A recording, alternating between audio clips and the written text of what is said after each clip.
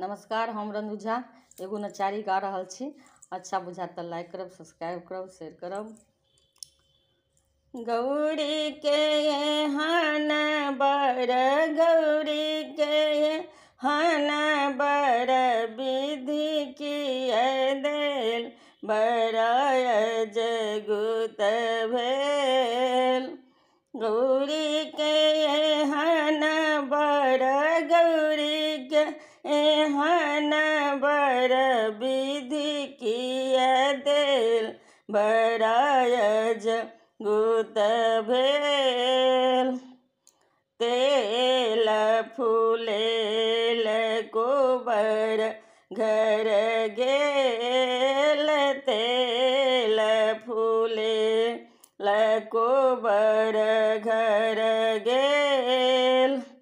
ओतबे में भोला बाबा, ओतबे में भोला बाबा भस्म पी लेल बराय जगुत भेल।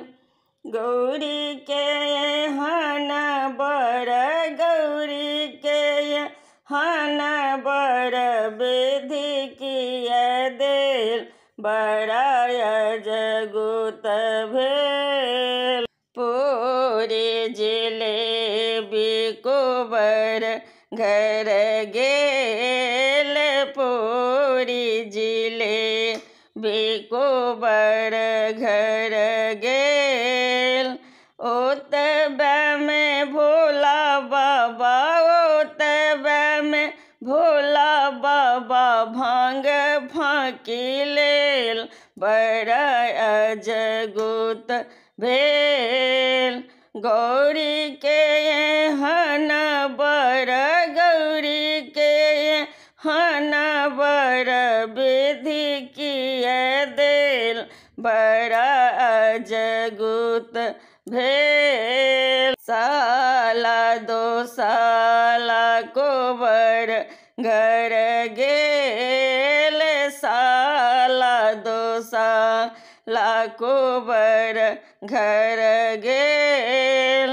ओतबे में भोला बाबा, ओतबे में भोला बाबा छाल ओढ़ी लेल बराय जगुत भेल।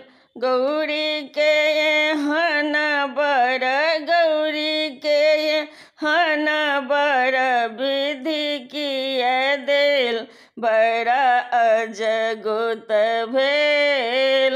गौरी के हन बर, गौरी के हन बर, विधि किए देल बराय जगुत भेल।